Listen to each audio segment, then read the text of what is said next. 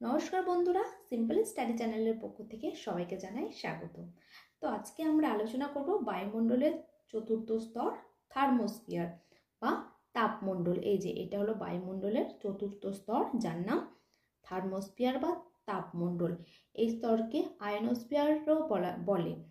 কারণ এটা কেন বলে সেটা আমি পরে আলোচনা করছি। তো এই যে তাপমণ্ডল, এই কথাটা শুনে আমরা একটু আন্দাজ করতে পারছি কি, তাই তো? হ্যাঁ বন্ধুরা, এই স্তর এমন একটা স্তর যেখানে বায়ুর ঘনত্ব খুবই কম এবং উষ্ণতা খুব বেশি হয় বলে এই স্তরের নাম হয়েছে থার্মোস্ফিয়ার। আর এই স্তর এতটাই উত্তপ্ত যেখানে এর সর্বোচ্চ স্তরের উষ্ণতা প্রায় 1200 ডিগ্রি সেলসিয়াসে পৌঁছায়। তো থার্মোস্ফিয়ার সম্পর্কে আরও কিছু জানতে হলে তোমাদের অবশ্যই পুরো ভিডিওটা মন দিয়ে দেখতে হবে। তো চলো তাহলে শুরু করা যাক। তাহলে আমরা সংজ্ঞাটা এভাবে লিখব যে মেসোস্ফিয়ারের ওপরে প্রায় 500 কিলোমিটার পর্যন্ত বিস্তৃত বায়ুস্তরকে থার্মোস্ফিয়ার বলে। আর এই স্তরে অত্যন্ত হালকা এবং চাপহীন, এবং থার্মোস্ফিয়ারের নিম্ন অংশকে আয়নোস্ফিয়ার বলে। এবার কেন বলে সেটা আমি বৈশিষ্ট্যে বলবো। এবার আসি থার্মোপোজ। থার্মোপোজ সেই থার্মোস্ফিয়ার ও এক্সোস্ফিয়ার। এক্সোস্ফিয়ার হলো থার্মোস্ফিয়ারের পরের স্তর। এই মধ্যবর্তী যে কাল্পনিক সীমান্ত তাকেই বলা হয় থার্মোপজ। এটি থার্মোস্ফিয়ারের ঊর্ধ্বসীমা।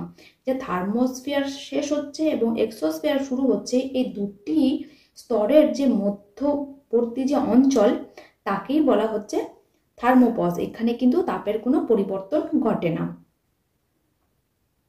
এবার চলে আসি বৈশিষ্ট্যে। 1 নম্বর বৈশিষ্ট্য, এই স্তরের উচ্চতা বৃদ্ধির সঙ্গে সঙ্গে উষ্ণতা অস্বাভাবিক দ্রুত হারে বৃদ্ধি পায়। তো বায়ুমণ্ডলের তৃতীয় স্তরে দেখেছিলাম কি উচ্চতা বাড়ার সঙ্গে সঙ্গে কিন্তু উষ্ণতা হ্রাস পাচ্ছে, কিন্তু এখানে কিন্তু পুরোটাই উল্টো। এখানে কি উচ্চতা বাড়ার সঙ্গে সঙ্গে কিন্তু উষ্ণতা অস্বাভাবিক দ্রুত হারে বৃদ্ধি পায়। মানে এতটাই বৃদ্ধি পায় যেখানে 120 কিমি উচ্চতা আর এর উষ্ণতা হয় 500 ডিগ্রি সেন্টিগ্রেড। আবার 200 কিমি উচ্চতায় এর উষ্ণতা হয় 700 ডিগ্রি সেন্টিগ্রেড, এবং 480 কিমি উচ্চতায় এর উষ্ণতা হয় 1200 ডিগ্রি সেন্টিগ্রেড। 2 নম্বর বৈশিষ্ট্য, আচ্ছা, এই স্তরের উপাদান যে নাইট্রোজেন, অক্সিজেন অণু ও পরমাণুগুলো কি করে, যে সূর্য থেকে বা মহাবিশ্বের অন্যান্য অংশ থেকে আগত অতিবেগুনি রশ্মি, গামা রশ্মি, এক্স রশ্মি ও মহাজাগতিক রশ্মিগুলো কি করে, এরা শোষণ করে বা প্রতিফলন ঘটায়। আর এই প্রতিফলন ঘটায় বা শোষণ করে বলেই কিন্তু এই স্তরের উষ্ণতা দ্রুত বৃদ্ধি পায়। 3 নম্বর বৈশিষ্ট্য, ভূপৃষ্ঠের বেতার তরঙ্গগুলি আয়নোস্ফিয়ার স্তর ভেদ করে আরও উপরে যেতে পারে না বলেই এই স্তর থেকে বেতার তরঙ্গ প্রতিফলিত হয়ে পুনরায় পৃথিবীতে ফিরে আসে। আর এই বেতার তরঙ্গগুলি পুনরায় পৃথিবীতে ফিরে আসে বলেই কিন্তু যেসব রেডিও মাধ্যম ও টেলিভিশনের মাধ্যমে আমরা বাড়িতে বসেই বিভিন্ন খবরাখবর ও গোটা বিশ্বের খবরাখবর কিন্তু খুব সহজেই জানতে পারি, শুধুমাত্র এই আয়নোস্ফিয়ারের দ্বারাই কিন্তু সম্ভব হয়েছে। 5 নম্বর বৈশিষ্ট্য, 4 নম্বর বৈশিষ্ট্য, এই থার্মোস্ফিয়ারের 90 থেকে 400 কিমির উচ্চতার মধ্যে সূর্য থেকে আসা গামা রশ্মি, রঞ্জন রশ্মির প্রভাবে কি হয়, গ্যাসীয় অণুগুলি বিশিষ্ট হয়ে তড়িৎগ্রস্ত হয়ে পড়ে।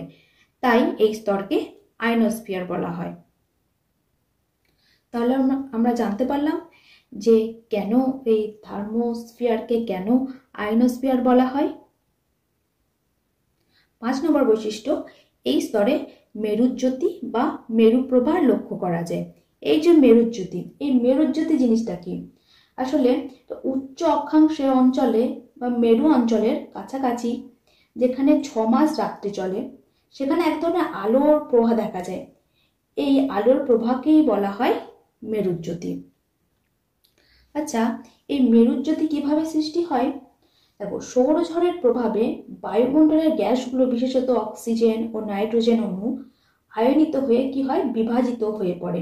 ফলে ইলেকট্রনগুলি কি হয়, পৃথিবীর চৌম্বকীয় ক্ষেত্রের দ্বারা আকর্ষিত হয়ে তীব্র গতি লাভ করে এবং দুই মেরু অঞ্চলে অতি দ্রুত 300 কিমি উচ্চতা থেকে 100 কিমি উচ্চতায় নেমে আসে এবং এই সময় এই ইলেকট্রনগুলি কি হয়, পারস্পরিক সংঘর্ষের মাধ্যমে যে আলোর সৃষ্টি করে তাকেই আমরা মেরুজ্যোতি বা মেরুপ্রভা বলি। তো চলো তোমাদের ছবির মাধ্যমে আরো ভালো করে বুঝিয়ে দিই।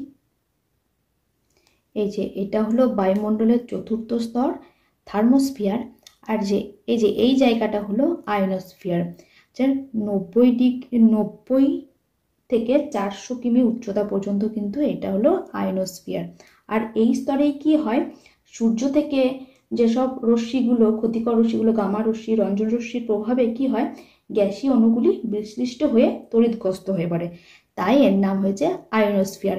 আর এই ভূপৃষ্ঠ থেকে যখন এই বেতার তরঙ্গগুলো কিন্তু এই স্তরকে ভেদ করে যেতে পারে না, তাই কি ওরা আবার পুনরায় ফিরে আসে। আর পুনরায় ফিরে আসেই বলেই কিন্তু যে আমাদের রেডিও মাধ্যম আছে, টেলিভিশন মাধ্যমে কিন্তু আমরা সব কিছু বাড়িতে বসেই গোটা বিশ্বের খবরাখবর কিন্তু এই আয়নোস্ফিয়ারের দ্বারাই কিন্তু জানতে পারি, সেটা কিন্তু এই আয়নোস্ফিয়ারের দ্বারাই কিন্তু সম্ভব হয়েছে।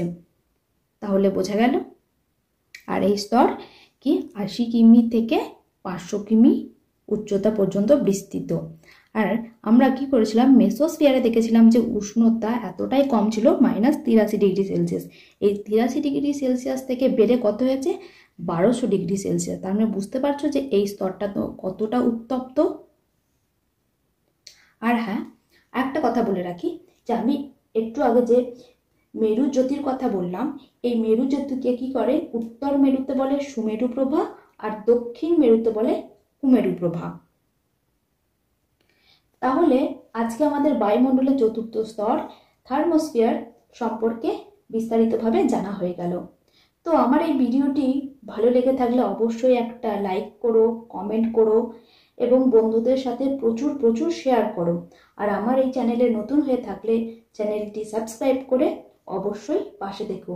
তো আজ এটুকুই, দেখা হচ্ছে পরের ভিডিওতে এবং তোমরা সুস্থ থেকো, ভালো থেকো, টাটা।